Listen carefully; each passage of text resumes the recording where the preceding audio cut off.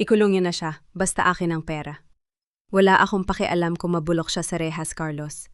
Siguruhin mo lang na malinis ang pangalan natin at walang ebidensya matitira. Ang mga salitang iyon ay tila mga punyal na tumago sa siwang ng pinto. Sa loob ng madilim at malamig na silid ng ospital, nanatiling nakatayo si Maribel. Hawak niya ang isang maliit na tuwalya na ibinabad sa maligamgam na tubig, marahang idinadampi sa namumula at nagiinit na na kanyang 7 taong gulang na anak na si Maya. Ang ginagawa niyang pag-aaruga, ang bawat haplos ng isang inang nagmamakaawa sa langit na iligtas ang kanyang anak, ay sinuklian ng isang malupit na kataksilan mula sa labas ng pintuan. Ang boses na iyon ay kay Olivia, ang babaeng itinuring niyang matalik na kaibigan, at ang kausap nito ay walang iba, kundi ang haligi ng kanyang tahanan, ang kanyang asawa. Bumarang isang mapait na bikig sa lalamunan ni Maribel. Namanhid ang kanyang mga hita at nanginig ang kanyang mga daliri. Ang pamilyar na amoy ng gamot sa ospital ay biglang naging nakakasulasok, tila unti-unting sumasakal sa kanyang paghinga. Nanikip ang kanyang dibdib habang nakatitig sa inosenteng mukha ng kanyang anak na walang kamalay-malay sa bagyong paparating.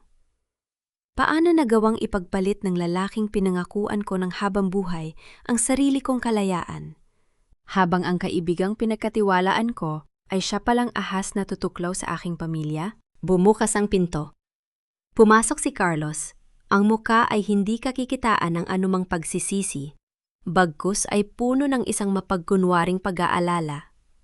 Sinalubong niya ang nangingilid na luha ni Maribel ng isang malamig at kalkuladong titig. Maribel, alam kong narinig mo kami, panimula ni Carlos. Ang tono ay mababa, ngunit may diin ng pananakot. Huwag na tayo maglokohan dito. Kailangan mong akuin ang kaso ng paglustay sa kumpanya. Ikaw ang nakapirma sa mga dokumento. Tila gumuho ang buong mundo ni Maribel. Hinarap niya ang asawa, pilit hinahanap ang lalaking minahal niya sa likod ng mga matang yon. Ngunit tanging isang stranger ang kanyang nakita. Carlos, paano mo nagawa ito sa akin? Paano niyo nagawa ito ni Olivia? Gusto mo akong makulong para sa kasalan ng kayo ang gumawa? Humakbang palapit si Carlos at mahigpit na hinawakan ang braso ng asawa, pilit ibinabaon ang kanyang mga daliri upang saktan ito. Use your brain, Maribel. Kapag pareho tayong nakulong, sinong magbabayad ng bill sa ospital? Sinong bibili ng gamot ni Maya? Gusto mo bang mamatay ang anak natin dahil sa katigasan ng ulo mo? Tanggapin mo na ang kaso. Para ito sa kinabukasan ng anak mo. Ginamit ni Carlos ang pinakamahalagang kahinaan ni Maribel, ang buhay ng kanyang anak. Hindi sumigaw si Maribel. Ang pinakamatinding sakit ay ang sakit na walang tinig. Nabitiwan niya ang maligamgam na tuwalya na tahimik na bumagsak sa sahig. Tumulo ang kanyang mga luha hindi para sa sarili, kundi para sa batang natutulog na magigising na walang ina. Yumuko siya at iginawad ang isang mahaba, mainit at nag-aapoy na halik sa noo ni Maya. Isang halik ng pamamaalam, isang sumpa at pangakong. Babalikan niya ito kahit gaano katagal ang abutin. Bago pa man siya makapagsalita, bumukas muli ang pinto at pumasok ang 2 unipormadong pulis. Walang pasabi, kinuha nila ang mga kamay ni Maribel. Isang malamig na bakal ang mabilis na pumulupot at ikinandado sa kanyang mga pulso. Ang bigat ng posas ay tila bigat ng buong mundong, biglang ibinagsak sa kanyang mga balikat. Hindi na siya nanlaban. Nagpatyanod siya habang hinihila palabas ng silid. Nang marating nila ang labas ng ospital, ipinasok siya sa likod ng sasakyan ng mga awtoridad. Sa huling pagkakataon, lumingon siya sa labas ng bintana upang silipin ang piraso ng kanyang puso na maiiwan. Doon, sa ilalim ng malamig na ilaw ng post, nakatayo si Olivia. Karga-karga nito ang bagong gising at naguguluhang si Maya. Habang umiiyak ang bata at hinahanap ang kanyang ina, sumilay sa mga labi ni Olivia ang isang matamis, mapanukso at malademonyong ngiti na nakatitig ng diretso sa mga mata ni Maribel. Isang ngiti ng tagumpay na bumasag sa huling hibla ng pag-asa ng isang inang inagawan ng lahat.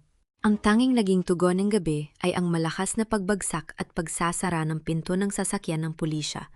Tuluyang naghiwalay kay Maribel sa liwanag ng kanyang buhay. 3 buwan na ang lumipas mula ng kainin ng malamig na rehas ang kalayaan ni Maribel. Sa bawat araw na gumigising siya sa magaspang na papag, walang ibang laman ang kanyang isip kundi ang inosenteng mukha ni Maya. Nagtiis siya sa mga panlait ng ibang preso, sa panunulak ng mga nag-aagawan sa rasyon ng pagkain at sa nakakapasong init ng selda. Ang tanging nagbibigay sa kanya ng lakas na huminga ay ang pag-asang may darating na mensahe mula kay Carlos na nagsasabing magaling na ang kanyang anak at ginagawa nito ang lahat upang mailabas siya. Ngunit, ang bawat paghihintay sa tapat ng bakal na pinto ay nauuwi sa nakakabinging katahimikan. Isang hapon, ipinatawag siya sa lugar ng mga bisita. Bumilis ang tibok ng puso ni Maribel. Umaasang makikita niya ang asawa at anak na may dalang magandang balita. Ngunit ang bumungad sa kanya ay ang mangiyak-niyak at nanginginig na figura ni Manang Rosa, ang matandang kasambahay ng pamilya. Umupo si Maribel at pilit na hinanap sa mga mata ng matanda ang presensya ng kanyang pamilya. Walang salitang lumabas sa bibig ng kasambahay. Sa halip ay, isang nakatuping papel ang panging inig nitong inilapag sa ibabaw ng kalawanging mesa. Sumama ang panging inig ng kamay ni Maribel nang damputin niya ang papel na yon. Nang ibo kanya ang pahina, tila huminto ang pag-ikot ng mundo. Ito ay isang sertipiko ng kasal. Ang mga pangalang nakapaskil sa itaas ay malinaw at mariin. Carlos de Alviar at Olivia Mendiola. Kinumbinsi niya ang Wes na ipawalang bisa ang kasal niyo dahil sa kaso mo, Senyora Maribel. Basag na tinig ni Manang Rosa. Hindi makatingin ng diretsyo sa mga mata ng kanyang dating amo. At ngayon, si Senyorita Olivia na ang kinikilalang asawa ni Senyor Carlos at ina ni Maya sa loob ng bahay. Walang luhang tumulo mula sa mga mata ni Maribel. Ang sakit na naramdaman niya ay hindi nasaklaw ng simpleng pag-iyak. Isa itong nag-aalab na pot na unti-unting sumusunog sa kanyang pagkatao. Nang makaalis ang matanda at maibalik siya sa loob ng selda, dun tuluyang sumabog ang kanyang damdamin.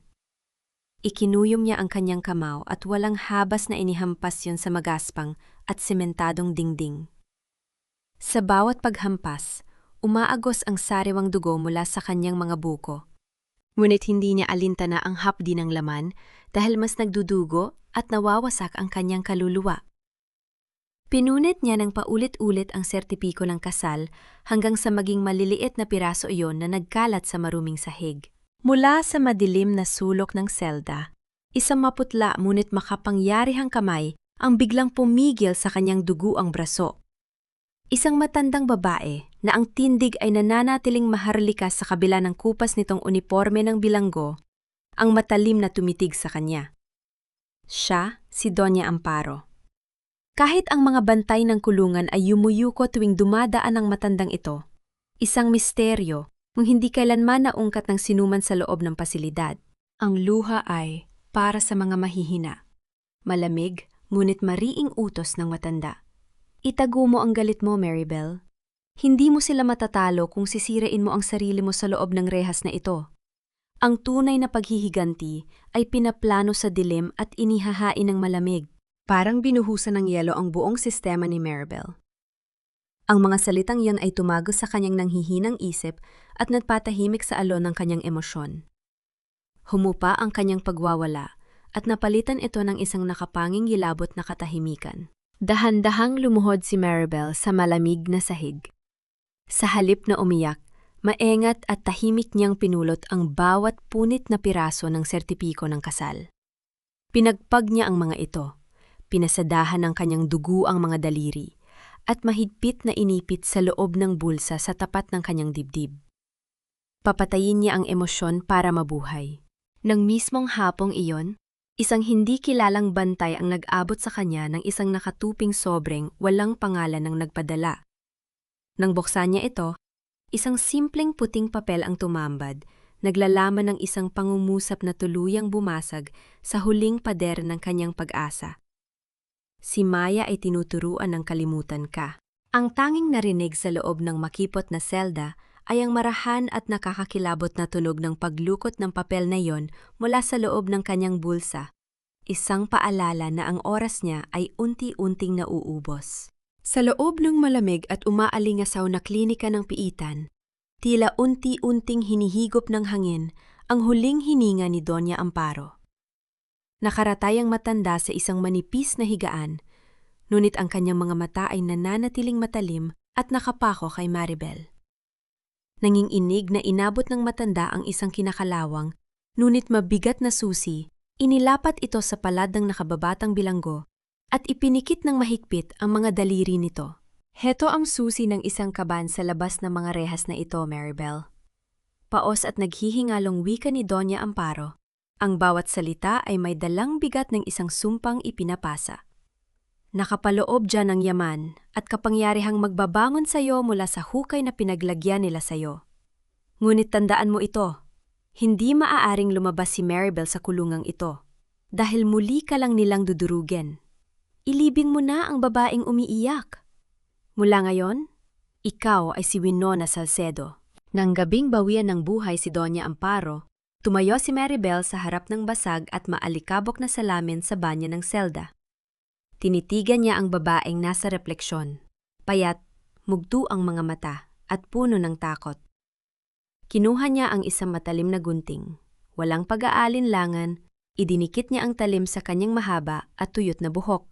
Ang bawat paglapat ng bakal at pagbagsak ng mga hibla ng buhok sa malamig na sahig ay tila pagputol sa kanyang ugnayan sa nakaraan. Kasabay ng pag-ubos ng kanyang buhok ay ang pagkatuyo ng kanyang mga luha. Ang mga matang dati nagmamakaawa ay unti-unting binalot na makapal at matigas na yelo. Wala na si Maribel. Lumipas ang 10 taon na parang alikabok na tinangay ng hangin. Dala ang lahat ng pait at pagtitiis. Bumukas ang dambuhalang bakal na tarangkahan ng pambansang piitan. Bumuhos ang matinding sikat ng araw, ngunit hindi ito naging sapat upang tunawin ang ginaw na nakapaligid sa babaeng humakbang palabas. Ang bawat pagdiin ng kanyang matutulis at pulang takong sa sementadong kalsada ay nagpapahiwatig ng yaman, kapangyarihan at paniningil. Nakasuot siya ng isang mamahaling itim na bestida na bumabalot sa kanyang perpektong tindig at isang malaking salamin na nagtatago sa kanyang mga mata. Siya na ngayon ang bilyonaryang si Dr. Winona Salcedo. Bago siya tuluyang maglakad palayo, huminto siya sandali sa ilalim ng anino ng pader. Kumuha siya ng isang mamahaling pulang lipstick at akmang idadampi ito sa kanyang mga labi, nang biglang manginig ang kanyang kamay. Sa isang mabilis at lumilipas na sandali, tila umalingaw-ngaw sa kanyang alaala ang isang matinis at inosenteng tinig na sumisigaw ng, "Mama?" Nakagat ni Winona ang kanyang ibabang labi. Pinigilan ang paghugos ng emosyon at mariing hinigpitan ng hawak sa kolorete. Pinuno niya ng kulay dugo ang kanyang mga labi, tinakpan ang pangungulila ng isang mapanlinlang na karangyaan. Sa hindi kalayuan, isang makinis at marangyang itim na sasakyan ang naghihintay. Isang misteryosong figurang nakasuot na makapal na itim na guwantes ang magalang na nagbukas ng pinto para sa kanya.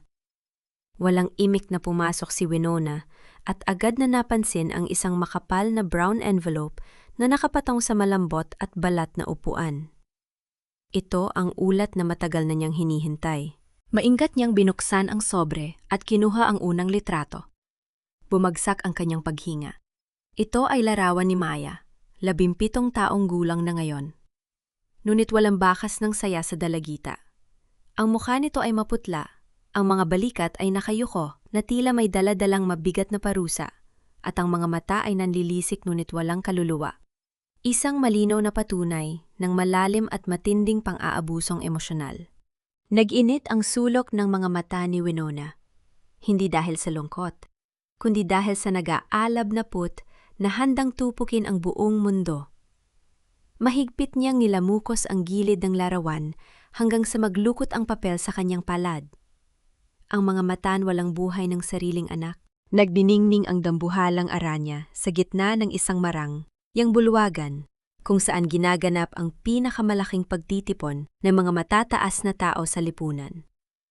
Sa gitna ng karagatan ng mga mamahaling kasuotan at mga peking ngiti, nakatayo sina Carlos at Olivia.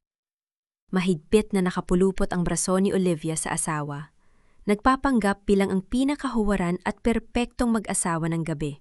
Bawat taong lumalapit sa kanila ay sinasalubong nila ng matatamis na bate at pagmamalaki tungkol sa kanilang mga kawanggawa. Isang balat, kayo, upang pagtakpan ang bulok nilang budi at naghihingalong kumpanya. Natigil ang bulungan at nabiyak ang dagat ng mga tao nang bumukas ang malaking pintuan ng bulwagan. Pumasok si Dr. Winona Salcedo, suot ang isang hapit na pulang bestida na umaalan sa bawat niyang hakbang. Ang kanyang tindig ay nag-uumapaw sa awtoridad at kasiglahan, habang ang kanyang muka ay isang perpektong eskultura ng yelo at kagandahan. Walang sinuman sa silid na iyon ang nakakilala na ang bilyonaryong pilantropo at sikat na sikolo, istang kaharap nila ay ang babaeng itinapon nila sa impyerno, 10 taon na ang nakararaan. Mabilis na umilaw ang mga mata ni Olivia nang makita ang kanilang pinupuntir, yang imbestor. Hinila niya si Carlos at pilit na nakipagsiksikan upang salubungin ang panauhing pandangal. Dr. Salcedo, it is an absolute honor to finally meet you. Ako nga pala si Olivia de Alviar, and this is my husband, Carlos. Mas sigla at nagpapabidang bati ni Olivia, halos ibaluktot ang sarili sa pag-asam na mapansin. We've been following your foundation's success. Baka naman pwedeng maging partner ang kumpanya namin sa mga susunod niyong malalaking proyekto? Tinitigan lamang ni Winona ang babaeng sumira sa kanyang buhay. Sa likod ng kanyang malamig na mga mata ay ang nag-aalab na kagustuhang sakalin ito. Ngunit nanatiling kalmado ang kanyang tinig. I am very selective with my investments, Mrs. de Alviar. Ang pondo ng aking foundation ay eksklusibong nakalaan para sa mga kabataang dumaranas ng matinding trauma at pang-aabusong emosyonal. I do not fund struggling corporate vanity projects. Namula ang mukha ni Carlos sa pahiwatig ng pagkapahiya. Kaya agad siyang kumuha ng isang kopita ng alak mula sa dumadaang serbidora at pilit na inialok iyon kay Winona upang saluhin ang sitwasyon. Please, have a drink, Doktora. I assure you, we share the same passion for helping the youth. Nang abutin ni Winona ang kupita, bahagyang nagtama ang kanilang mga daliri ni Carlos. Isang nakakasulasok na kilabot ang gumapang sa buong katawan ni Winona. Gumapang ang pandidiri sa kanyang sistema. Ngunit hindi niya ipinahalata ito. Ibinaon niya ng mariin ang kanyang mahahaba at matutulis na kuko sa sariling palad upang ilipat ang sakit ng kanyang emosyon sa pisikal na hapdi. Pinapanatiling nakapaskil ang matamis at propesyonal na ngiti sa kanyang mga labi. Ginamit ni Olivia ang pagkakataon upang umarte at kumuha ng simpanya. Bumuntong hininga siya na tila isang nagdurusang ina. Speaking of traumatized youth, we actually have a daughter, Doktora, si Maya. She's been struggling with severe panic attacks at agoraphobia. Ayaw lumabas ng kwarto. Nakaka-stress talaga maging ina sa batang may ganyang sakit. Sometimes I think, ito siguro ang epekto ng pag-iwan sa kanya ng totoo niyang ina na isang kriminal. Tila piniga ang puso ni Winona sa narinig. Ngunit ito ang mismong bitag na inilatag niya. Tumaas ang isang kilay niya habang pinagmamasdan ang peking kalungkutan ng kausap. Is that so? Bilang isang psikolohista, hindi ko pinapalampas ang mga ganyang malalalang kaso. Children with severe trauma need to be rescued from their environment, or at least be given the right mental intervention. Nakita ni Carlos ang pagkakataon. Alam niyang kung magiging kliyente ng kanilang pamilya si Dr. Salcedo, tiyak na susunod ang mga mamumuhunan sa kanilang kumpanya. Ibinaba niya ang kanyang sarili at halos magmakaawa sa harap ng maraming tao. Doktora, I'm willing to pay any price.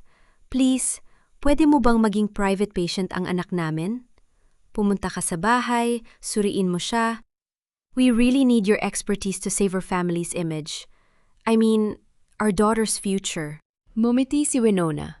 Isang ngiting hindi umabot sa kanyang mga mata. Dahil mukhang desperado kayo, Mr. de Alviar, tatanggapin ko ang kaso ng anak nyo. Sa gitna ng usapan, hindi napansin na Carlos at Olivia ang matandang kasambahay nilang si Manang Rosa na inutusang magbitbit ng mga ekstrang inumin sa likuran. Nakatitig ang matanda kay Winona. Ang mga mata nito ay nanlalaki at puno ng nagtatanong na pagkilala habang inaalala ang isang mukha na matagal na nitong ibinaon sa limot. Bago pa man makapagsalita ang matanda, tumalikod na si Winona upang lisanin ang pagtitipon. Humigpit ang pagkahawak niya sa kanyang mamahaling bag. Bukas, muli siyang babalik sa mansyon ng mga De Alviar. Ang parehong mansyon kung saan siya ipinagtabuyan na parang aso, 10 taon na ang nakalilipas.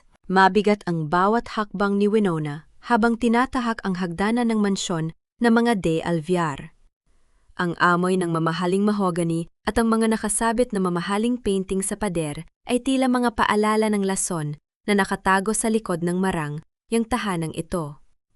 Sa bawat sulok na kanyang nadadaanan, naririnig niya ang aling-awgaw ng sarili niyang mga sigaw, 10 taon na ang nakararaan ng kaladka rin siya palabas ng mga pulis.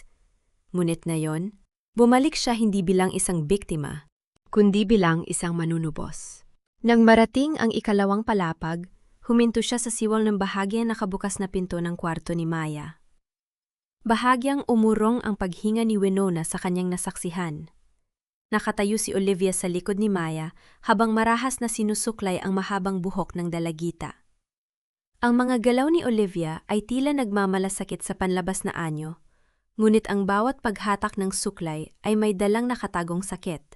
Mag-ayos ka ng sarili mo, Maya. Malamig at may banta ang boses ni Olivia, bagamat may tamis ng pagpapanggap. May bisitang doktora na darating. Wag na wag mo kaming ipapahiya ni Carlos. Tandaan mo, kung hindi dahil sa akin, baka nasa kalsada ka na ngayon. Ang nanay mong kriminal, iniwan ka at ipinagpalit sa pera. Walang magmamahal sa iyo sa mundong ito kundi ako. Kaya wag kang magpapakagaga, maliwanag. Nakatitig lamang si Maya sa salamin.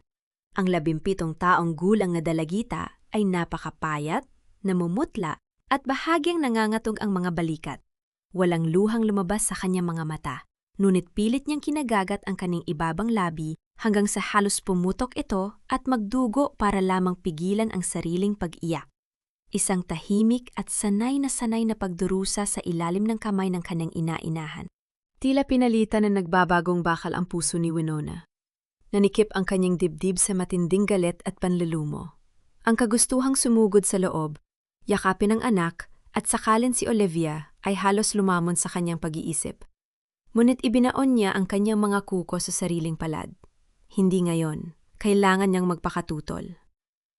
Isang tihim ang kanyang ginawa upang basagin ang nakakasakal na hangin sa loob ng kwarto bago tuluyang itinulak ang pinto.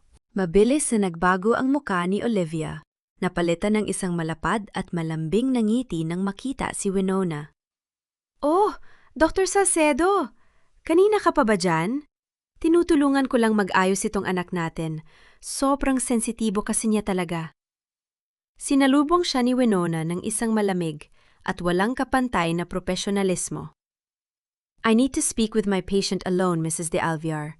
Therapy requires total privacy and absolute isolation from any external stress." Bahagyang natigilan si Olivia, hindi nagustuhan ang tono ng doktora. Ngunit pilit siyang ngumiti bago bumulong muli sa tainga ni Maya. "Be good," sabi nito bago mabilis na lumabas at isinara ang pinto. Nang maikasa ang pinto, napansin ni Winona ang isang mahabang hibla ng buhok ni Maya na nalaglag sa sahig mula sa marahas na pagsuklay ni Olivia. Dahan-dahang lumuhod si Winona. Sa halip na magmadali, maingat niyang pinulot ang hibla ng buhok ng kanyang anak. Ipinukpok niya ito sa kanyang palad at mahigpit na ikinuyom ang kanyang kamay sa tapat ng kanyang dibdib, na tila bahawak niya ang pinakamahalagang hiyas sa buong mundo. Nang mag-angat siya ng tingin, mabilis na may isiniksik si Maya sa ilalim ng kanyang kama. Isugmaliit na kahot na kahoy na pilit nitong itinago sa kadiliman. Dahan-dahang tumayo si Winona at humakbang palapit sa kama ng anak. Ngunit bago pa man siya makapagsalita ng anumang salita ng pag-aaliw, nag-angat ang tingin si Maya. Ang mga mata ng kanyang anak ay puno ng matinding galit, takot, at walang kapantay na tuditik na nakatitig ng diretso sa kanya. Kayo ba ang bagong ipinadala para sabihing baliw ako? Malamig at puno ng pait na tanong ni Maya. Ang matalim at nakatutok na titig ng sariling anak na Ritrutdera ang sumalubong sa natutulalang puso ni Winona. Kung nandito ka lang para kumuha ng pera kina Papa, umalis ka na. Sanay na ako sa mga tulad nyo. Puno ng pot ang boses ni Maya habang itinutulak ang maliit na basong salamin sa kanyang tabi. Tumama ito sa sementadong sahig at nagkahiwa-hiwalay sa maliliit na matutulis na piraso. Nakatayo ang dalagita sa gilid ng kanyang kama, mabilis ang pagtaas at pagbaba ng kanyang dibdib, habang ang kanyang mga kamay ay nakakuyom at nanganatog. Nakahanda siyang makipagdigma, tulad ng ginagawa niya sa tuwing may bagong taong ipinapasok si Olivia sa kanyang silid. Ngunit hindi sumigaw si Winona. Hindi rin siya kumuha ng papel at panulat upang magtala ng mga marka tulad ng isang karaniwang doktor. Dahan-dahan siyang lumapit, hindi pinansin ang mga matutulis na salamin sa sahig, at dahan-dahang umupo sa malamig na semento, ilang pulgada lamang ang layo sa mga paa ni Maya. Tinitigan ni Winona ang kanyang anak. Sa likod ng matalim na galit sa mga mata ng dalagita, nakikita niya ang isang takot na batang humihingi ng tulong. Hindi ako nandito para sa pera ng pamilyang ito, Maya. Malumanay at may lalim ang boses ni Winona, isang tinig na pabalik-balik na umaalon sa tahimik na silid. At lalong hindi ako nandito para husgahan ka. Hindi mo kailangan maging matapang sa harap ko. Hindi mo kailangan magalit para protektahan ang sarili mo. Ligtas ka dito. Ang mga salitang iyon, ligtas ka, ay pumasok sa pandinig ni Maya na tila isang kidlat sa kalagitnaan ng gabi. 10 taon. 10 taon siyang kinakain ng takot, pinaniwalang siya ay isang sirang nilalang at pabigat sa mundo. Walang sinuman ang nagsabi sa kanya na ligtas siya. Nanginig ang mga tuhod ni Maya. Nawala ng lakas ang kanyang mga binti hanggang sa tuluyan siyang bumagsak sa sahig. Sa unang pagkakataon sa loob ng maraming taon, nabasag ang matigas na pader sa kanyang dibdib. Bumuhos ang isang matinding hagulhol mula sa kanyang sistema, isang iyak ng isang batang matagal nang nag-iisa. Hindi nag-atubili si Winona. Isinantabi niya ang lahat ng pag-iingat at nilapitan ang anak. Niyakap niya ng mahigpit si Maya. Isiniksik ang ulo ng dalagita sa kanyang balikat. Yumugyog ang buong katawan ni Maya habang nakakapit sa damit ng doktora, hindi namamaleyang sa bisig ng sarili niyang ina siya umiiyak. Pumikit si Winona. Tumulo ang mainit na luha mula sa kanyang mga mata. Ngunit mariin niyang kinagat ang kanyang ibabang labi hanggang sa malasahan ang amoy ng bakal para lamang pigilan ang sariling hagulhol. Ayaw niyang maghinala ang anak. Inilapat niya ang kanyang palad sa likod ni Maya at marahang tinapik ito sa isang natatanging ritmo. 3 marahang tapik, humihinto ng 1 segundo, at muling tatapik. Ito ang eksaktong ritmo ng kantang pampatulog na ginagamit niya nung sanggol pa si Maya. Bahagyang natigilan si Maya. Napatigil ang kanyang pag-iyak sa loob ng 1 segundo nang maramdaman ang kakaibang init at pamilyar na ritmo sa kanyang likod. Isang kakaibang pakiramdam ng kapayapaan ang gumapang sa kanyang dibdib. Sa labas ng pinto, nakadikit ang tainga ni Olivia sa mahogany na kahoy. Nakakunot ang kanyang noo at nagdilim ang kanyang muka habang naririnig ang kakaibang pag-iyak ni Maya. Isub pag-iyak na hindi niya kailanman napalabas sa bata sa kabila ng lahat ng kanyang pananakot. Nang mag-angat ng ulo si Maya upang tingnan si Winona, bigla siyang napaatras ng bahagya. Parang may naalalang dalagita. Mabilis nitong isinuksok ang kamay sa malaking bulsa ng kanyang jacket at inilabas ang isang lumang tela na naninilaw at may mga mantsa ng lumipas na panahon. Isang maliit na tuwalya na mahigpit nitong pinaghahawakan. Inilapit ni Maya ang tela sa kanyang mukha at kasabay nito ang pagsimsim ni Winona sa pamilyar at lumang amoy na nagpabalik sa kanya sa gabi ng kataksil ang 10 taon na ang nakararaan. Matapos ang emosyonal na pakikipag-usap kay Maya, bumaba si Winona patungo sa silid-aklatan ni Carlos sa ibabang palapag ng mansyon. Sa ilalim ng pagpapanggap na naghahanap ng tahimik na lugar upang mag-iwan ng ulat-ukol sa kalusugan ng bata, maingat niyang inilapag ang isang makapal na brown envelope sa ibabaw ng malaking mesang mahogany ni Carlos. Sa loob nito ay ang mga lihim na dokumento ng bangko. Mga ebidensya na milyon-milyong pisong unti-unting itinatakas ni Olivia mula sa pondo ng kumpanya patungo sa isang pribadong account. Nung pumasok si Carlos sa kanyang silid-aklatan at makita ang sobre, agad na gumana ang kanyang pagiging tamahimik at masalimuot sa pera. Binuksan niya ito. Sa bawat pahinang kanyang binabasa, unti-unting namumula ang kanyang leeg sa matinding galit.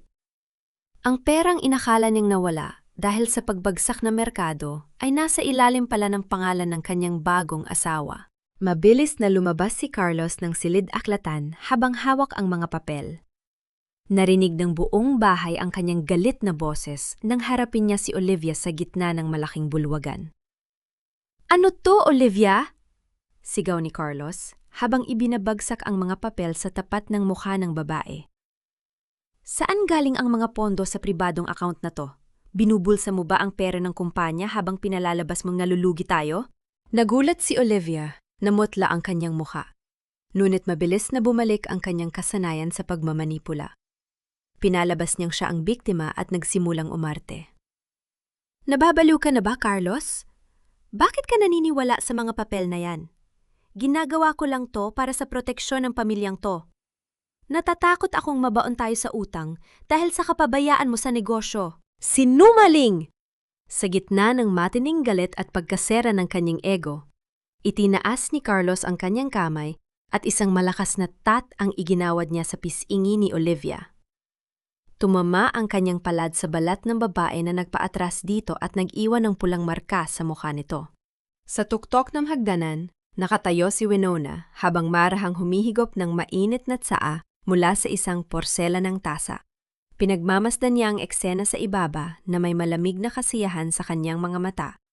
Ngunit nang makita niya ang pagtat ni Carlos kay Olivia, kusa at walang kamalay-malay na inangat ni Winona ang kanyang libreng kamay at marahang hinawakan ang sarili niyang kanang pisingi. Naramdaman muli ng kanyang balat ang pultada ng lumang alaala, ang parehong tat na natanggap niya mula kay Carlos 10 taon na ang nakararaan ng pilitin siyang umako ng kasalanan. Bumaba ang kamay ni Winona at pinalitan ng isang matamis ngunit nakamamatay ng ngiti. Ang mga ahas ay nagsisimula ng tumutok sa isa't isa.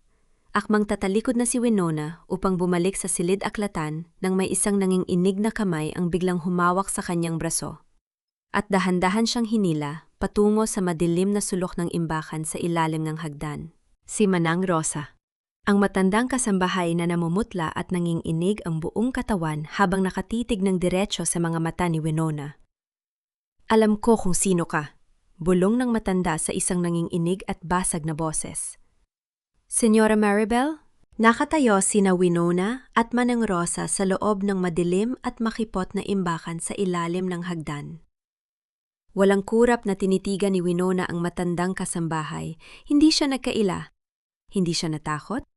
At lalong hindi siya umurong. Ang kanyang mga mata, na dating puno ng kababaang loob, ay pinalitan ng isang malamig at makapangyarihang ningning. "Oh, Rosa." Malamig ngunit mariing sagot ni Winona. "Ako si Maribel, ang babaeng pinagkaitan niyo ng katarungan at itinapon sa impyero. 10 taon na ang nakararaan." Nanginig ang buong katawan ni Manang Rosa. Bigla itong napaluhod sa malamig na sahig. Ang kanyang mga kamay ay nakataas sa ere habang pumapatak ang saganang luha mula sa kanyang mga matang puno ng pagkakasala. "Patawarin mo ako, Senyora Maribel! Patawarin mo ako!" hagulol ng matanda sa mababang boses upang walang makarinig sa labas. "Ginawa ko lang yun dahil pinagbantaan ako ni Olivia. Sila ang nagbayad sa ospital para sa operasyon ng apo ko nung mamatay ang magulang niya. Sinabi ni Olivia na kapag nagsalita ako sa korte, ititigil nila ang suporta at hahayang mamatay ang apo ko. Nagkaroon ako ng utang na loob at takot sa kanila."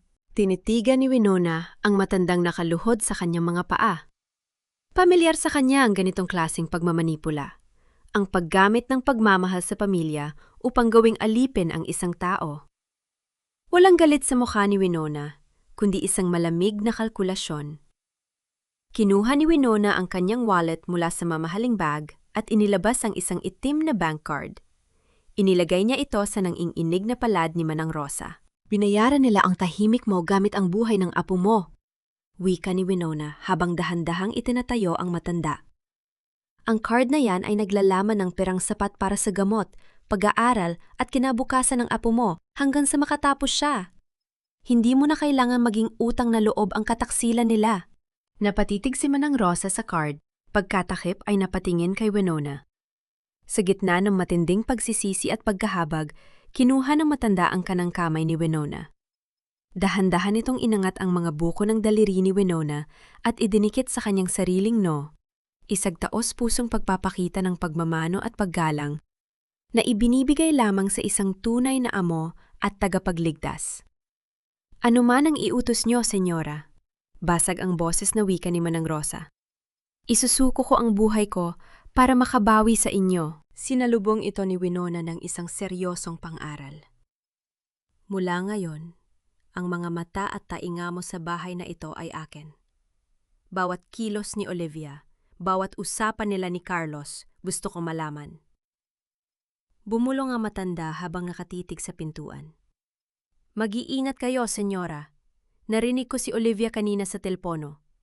May kausap siyang lalaki at sinabing siguraduhing walang makakakuha ng lumang record sa ospital kung saan kayo ng anak, dahil kung hindi ay ipapapatay niya, ito. Bago pa man makapagtanong si Winona ukol sa record na iyon, isang malakas na pagbagsak ng bakal na tray at pagkabasa ng semento ang umalingaw-ngaw sa labas ng imbakan.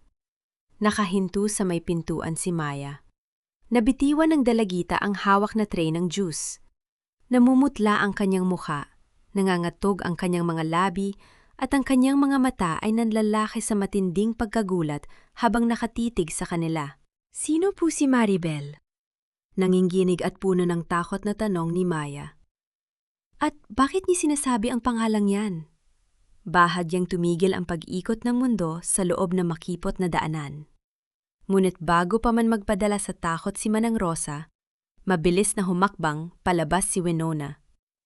Ang kanyang mukha ay pinalitan ng isang malamig at propesyonal na ekspresyon. Walang bakas ng pagkabigla. Si Maribel ay isa sa mga dati kong pasyente, Maya. Malumanay at siguradong wika ni Winona habang tinititigan ng diretsyo ang mga mata ng dalagita. Isang inang pinalabas na may kasalanan at inagawa ng anak. Nagtatanong lang si Manang Rosa kung ano na ang nangyari sa kanya. Bumaba ang tensyon sa mga balikat ni Maya. Nakaramdam siya ng awa at marahang nagtanong. Nahanap po ba niya ang anak niya, doktora? Yumuko si Winona upang magpantay ang kanilang mga paningin. Nangangako ako sa iyo, Maya. Mahahanap at maiuwi niya ang anak niya.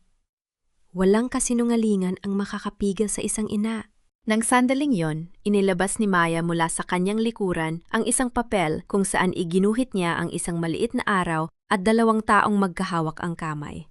Isang regalo na pilit niyang inihanda para sa doktora. Ngunit bago pa man ito maiabot ni Winona, isang marahas na kamay ang biglang humablot sa papel mula sa kabilang dako. Si Olivia. Nang wilisik ang kanyang mga mata habang nakatitig sa dalawa. Ang ingit at takot na makuha ng iba ang kontrol sa bata ay lumabas sa kanyang muka. Ano to, Maya? Galit na banta ni Olivia habang iwinawaga-iway ang papel. Lag-aaksaya ka ng oras sa mga katarantaduhang ito? Akala mo ba nandito si Dr. Salcedo dahil gusto ka niya? Walang lebre sa mundo. Binabayaran lang namin siya ng napakalaking halaga para pakinggan ang mga kahibangan mo. Namutla si Maya at napayuko sa matinding takot. Punitin mo yan! Utos ni Olivia sa isang nakakatakot na boses. Punitin mo yan ngayon din sa harap namin kung ayaw mong ipamigay ko ang lahat ng gamit mo sa kalsada. Lumabas ang masaganang luha sa mga mata ni Maya.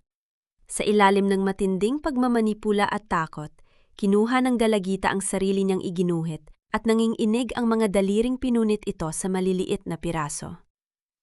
Ang bawat pagkasira at pagkapunit ng papel sa kamay ng bata ay tila pagpunit din sa puso ni Winona.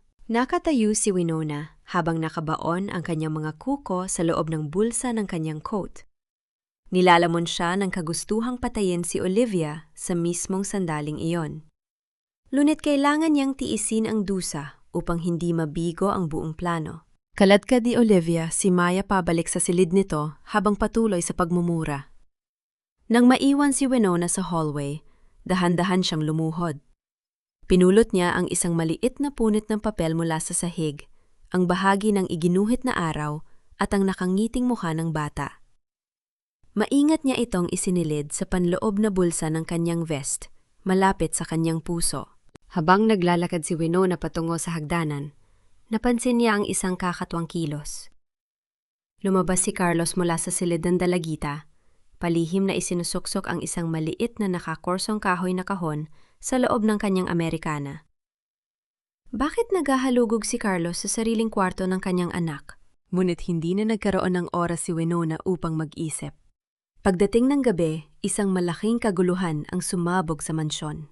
Dahil sa matinding pressure at sa mga pampakalmang gamot na ipinilit ipainom ni Olivia kay Maya upang patahimikin ito, nawalan ng malay ang dalagita at nag-agaw buhay sa ibabaw ng kanyang kama. Ang pulang ilaw ng sasakyan ng ospital at ang umaalingaw-ngaw na boses ng wang-wang sa kalye ay gising sa tahimik na gabi habang isinasakay ang walang malay na katawan ni Maya. Ang amoy ng antiseptiko at ang malamig na puting ilaw ng pasilyo ng ospital ay pabalik-balik na nagdala kay Winona sa nakaraan. 10 taon na ang nakalilipas, sa parehong gusaling ito, dinala siya ng mga pulis habang nakapusas ang kanyang mga kamay, inagaw mula sa tabi ng kanyang masakit na anak.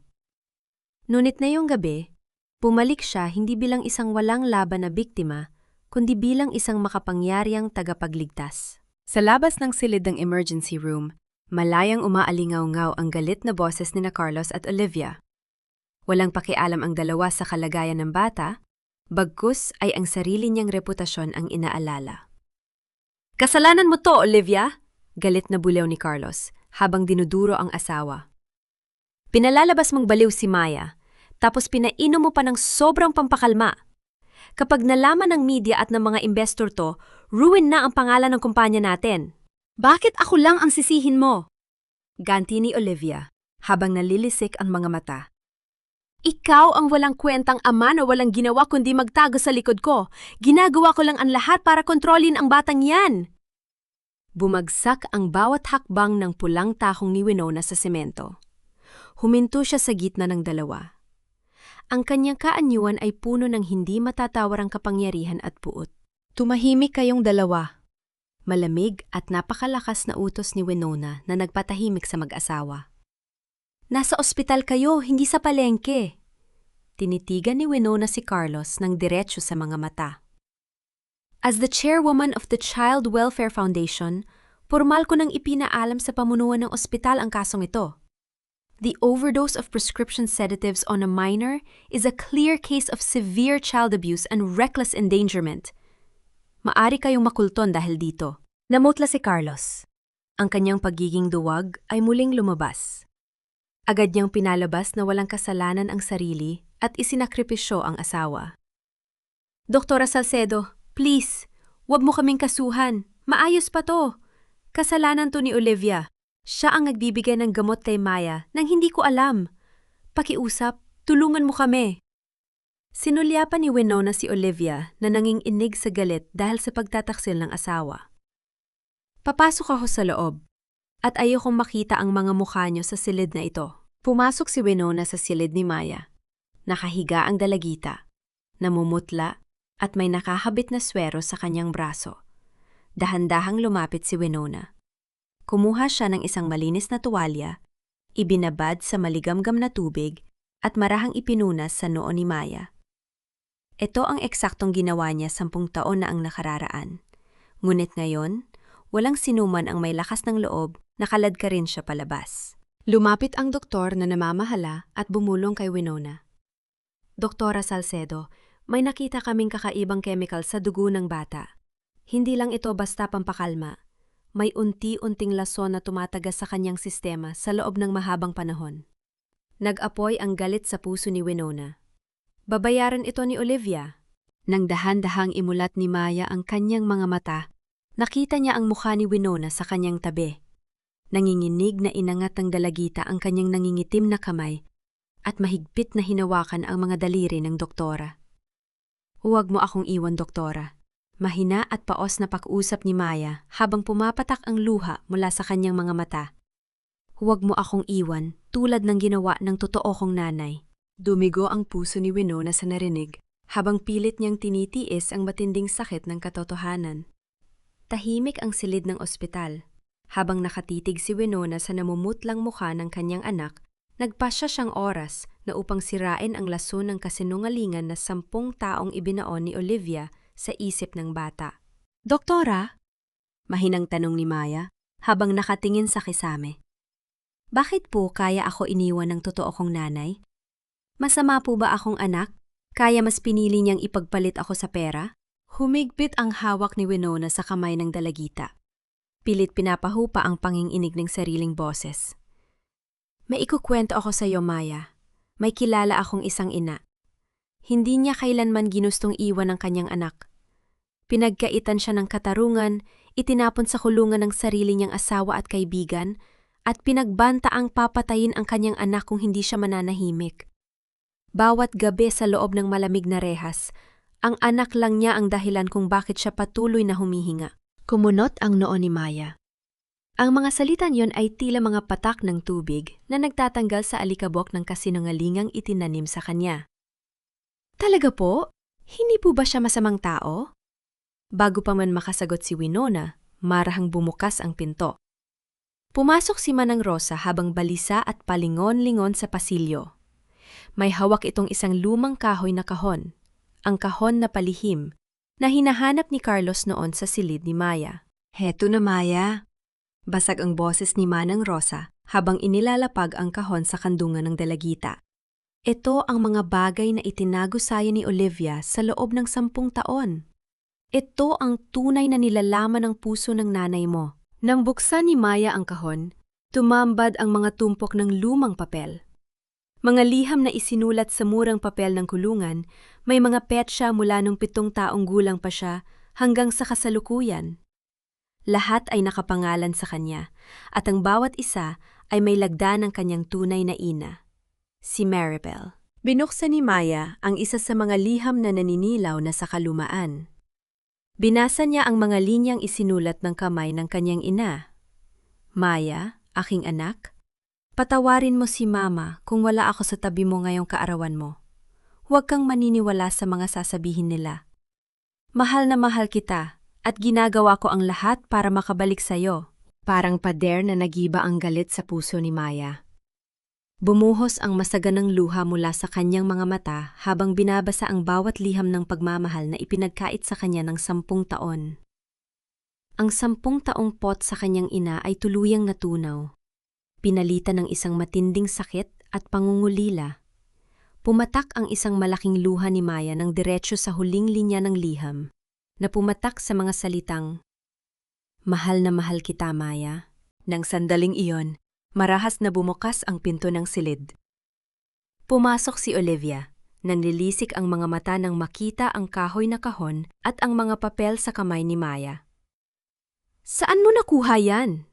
Galit na sigaw ni Olivia habang mabilis na lumalapit. "Bastos kang bata ka?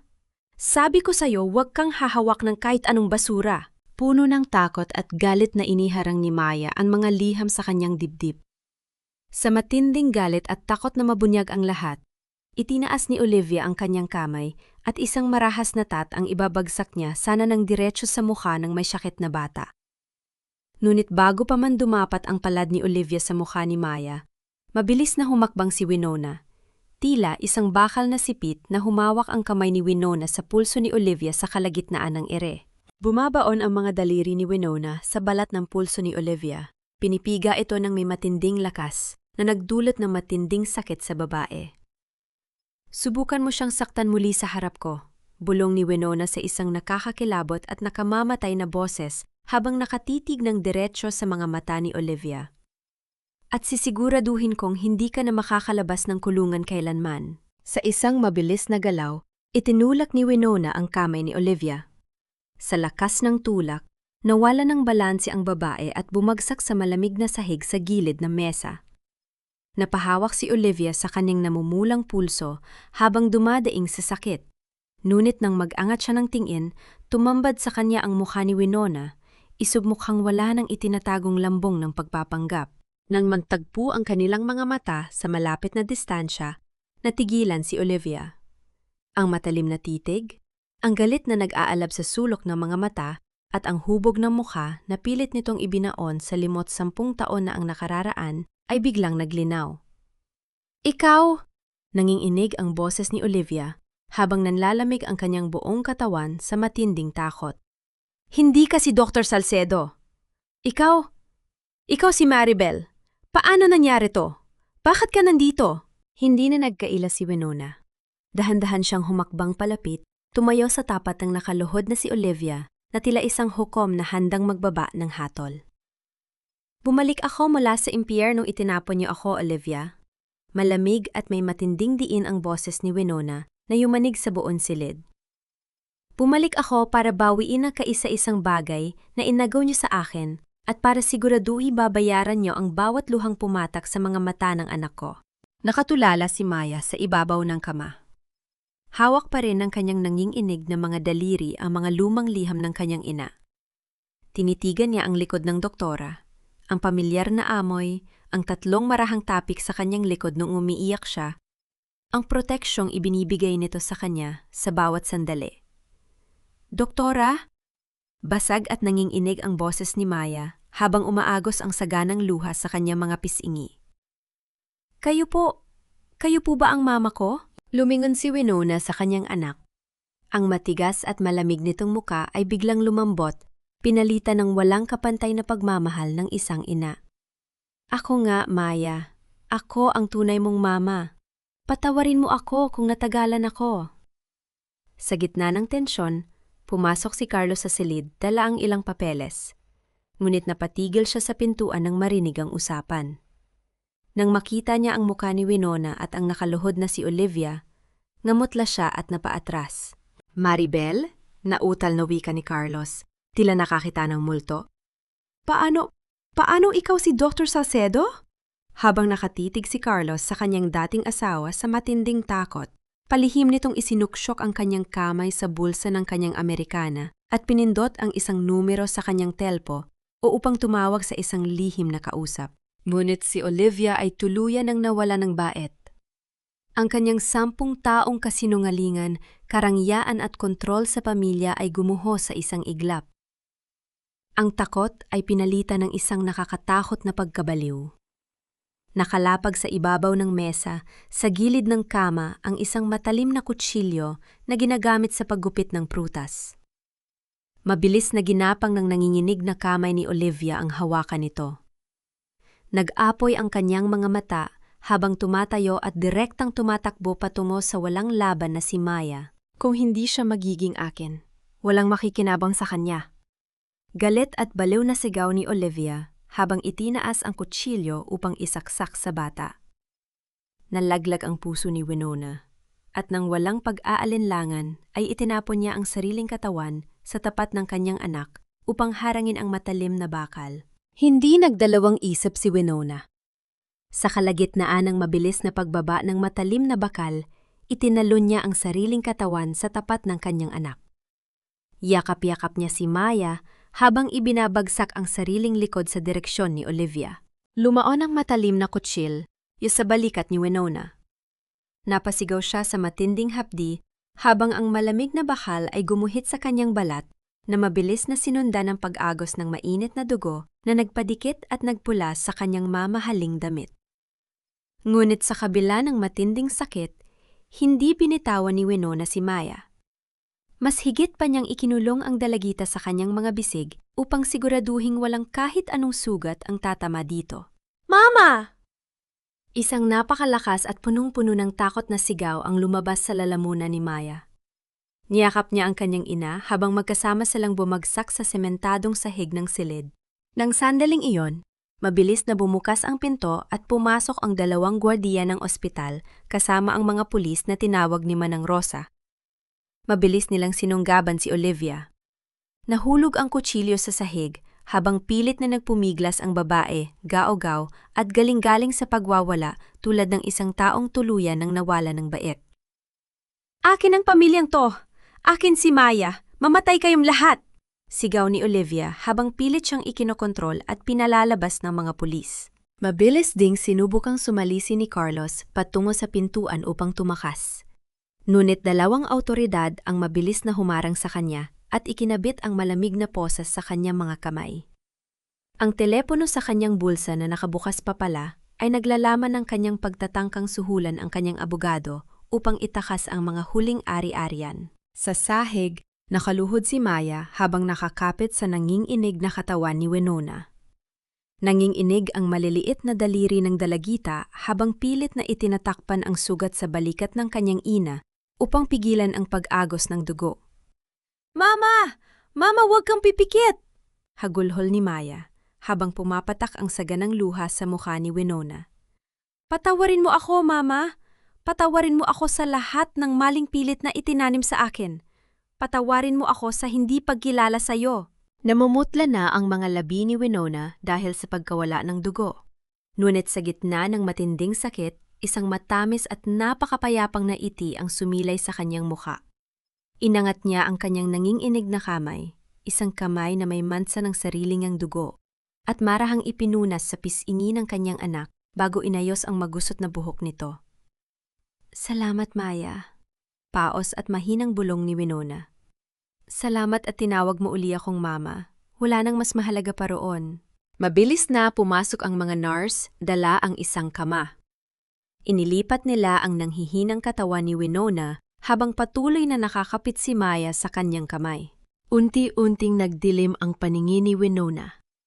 Ang huling nakita ng kanyang mga mata bago siya tuluyang nawalan ng malay ay ang umiiyak ngunit buong pusong pagmamahal sa muka ng kanyang anak. Sa loob ng silid ng operasyon, ang marahan at patuloy na tunog ng linya mula sa aparatong nagsusuri ng tibok ng kanyang puso ay tuloy-tuloy na umaalingaw-ngaw sa malamig na hangin. Isang buwan ang mabilis na lumipas. Sa loob ng mataas na silid ng hukuman, nagtitipon ang mga tao upang saksiha ang huling paghuhukom. Nakaupo si Winona sa panig ng windon. Maganda, maayos na ang sugat sa balikat at nag-uumapaw sa karangalan. Sa kanyang tabi ay nakaupo si Maya, malayo na sa dating namumutla at takot na dalagita. Hawak niya ang kamay ng kanyang ina ng may buong pagmamahal at tiwala. Pumasok ang dalawang akusado na nakagapos ang mga kamay at nakasuot ng dilaw na uniporme ng bilanggo, sina Carlos at Olivia. Wala na ang dating karangyaan at pagmamataas. Sira-sira ang kaanyuan ni Olivia habang si Carlos ay pabalik-balik na nakatungo sa matinding pagkapahiya. Kahit sa tapat ng Wes, patuloy ang dalawa sa pagtuturuan at pagmumura sa isa't isa. Tumayo si Manang Rosa bilang pangunahing saksi. Buong tapang niyang iniharap ang mga lumang rekord ng bangko, ang ulat ng doktor ukol sa lason sa dugo ni Maya, at ang tumpok ng mga liham na itinago ni Olivia sa loob ng 10 taon. Walang maipuslit na kasinungalingan ang kampo ng mga akusado laban sa napakabigat na mga ebidensya. Nang tawagin si Maya upang magbigay ng pahayag, tinignan siya ni Olivia nang may matinding banta sa mga mata, ang lumang paraan ng pagmamanipula upang takutin ang bata. Ngunit hindi na natakot si Maya. Tinitigan niya si Winona na nagbigay sa kanya ng isang matamis na ngiti ng pag-asa. Hinarap ni Maya ang huwes sa isang malinaw at matapang na boses. "Tinatanggihan ko ang apelido at ang lahat ng ari-ariya ng mga De Alviar. Si Olivia ay hindi ko kailanman naging ina, kundi isang taong sumira sa aking pagkatao. Ang aking tunay na ina ay si Maribel, ang babaeng nagsakripisyo ng kanyang buhay para sa akin. Sa kanya ako sasama." Nang marinig ito, tuluyang gumuho si Carlos. Lumuhod siya sa gitna ng silid at umiyak habang nagmamakaawa sa kanyang anak. "Maya! Maya, anak ko! Patawarin mo si Papa! Nagkamali ako, pakiusap yakapin mo man lang ako." Lumapit si Maya ng ilang hakbang sa kanyang ama. Walang galit sa kanyang mga mata, kundi isang malalim na awa at kapayapaan. Bahagya siyang lumingon at dahan-dahang sinabi ang mga huling salita. "May sakit ang pamilyang ito, Carlos. At tapos na ang panggagamot." Ibinaba ng huwes ang huling hatol. Duda at walang piyansa, hinatulan sina Carlos at Olivia ng higit 20 taong pagkabilanggo para sa mga kasong attempted murder, child abuse at matinding fraud. Ang pagbagsak ng kahoy na martilyo ng huwes sa ibabaw ng mesa ay nag-iwan ng isang pultadang wakas sa 10 taong kasinungalingan. Habang pilit na kinalaladkad ng mga awtoridad sina Carlos at Olivia, palabas ng korte habang naggagala iti sa pag-iyak, mabilis na isinara ang dambuhalang pinto ng sasakyan ng bilangguan. Ang parehong bakal na pinto na naghiwalay kay Maribel sa mundo 10 taon na ang nakararaan ay siya namang tuluyang nagkulong sa 20 taong sumira sa kanyang buhay. 2 taon ang mabilis na lumipas. Sa isang tahimik na bayan sa tabi ng dagat, malayo sa maingay at magulong lipunan ng Maynila, nakatayo ang isang maliit ngunit magandang bahay na gawa sa kahoy at napapalibutan ng mga makukulay na bulaklak. Ang simoy ng hangin mula sa dagat ay nagdadala ng amoy ng asin at ng kapayapaang matagal na ipinagkait ng tadhana. Sa beranda ng bahay, nakaupo si Maya sa harap ng isang malaking canvas. Hawak niya ang pambura at brush habang maingat na nagpipinta ng isang larawan, isang malawak na karagatan sa ilalim ng gintong paglubog ng araw, at 2 babaeng nakatayo habang magkahawak ang kamay. Wala na ang dating takot at panginginig sa kanyang mga daliri.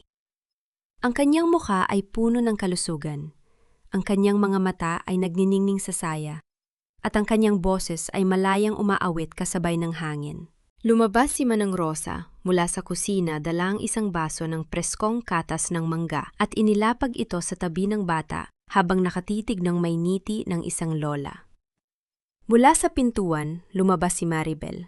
Hindi na siya nakasuot ng mamahaling itim na damit o pulang lipstick ng billionaire, yang si Dr. Winona Salcedo. Nakasuot siya ng isang simpleng puting bestida na gawa sa malambot na bulak. Ang kanyang maikling buhok noong lumabas siya ng kulungan ay mahaba na uli, umaalon sa hangin. Pinagmasdan ni Maribel ang kanyang anak.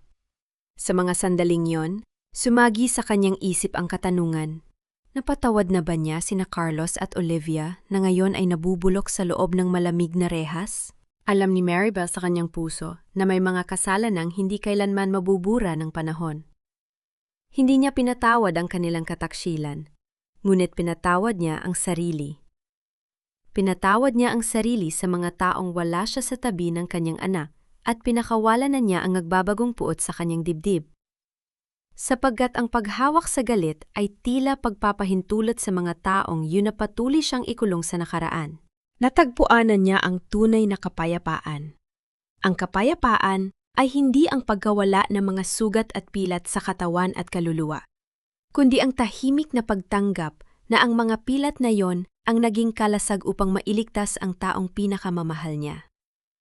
Naramdaman ni Maya ang presensya ng kanyang ina. Ibinaba niya ang kanyang brush, tumayo at marahang lumapit kay Maribel.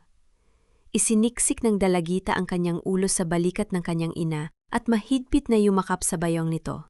Salamat, Mama. Marahang bulong ni Maya habang nakatitig sa umaalon na dagat.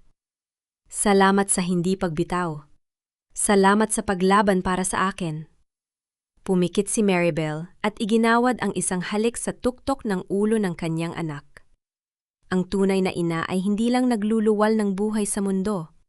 Siya ang taong handang magpahiwa sa sariling laman, tumanggap ng sugat at dumanak ng dugo upang mabuo lamang ang nawasak na mundo ng kanyang anak. Habang dahan-dahang lumulubog ang araw sa ugas ng karagatan, naglakad ang mag-ina ng magkahawak kamay sa kahabaan ng dalampasigan.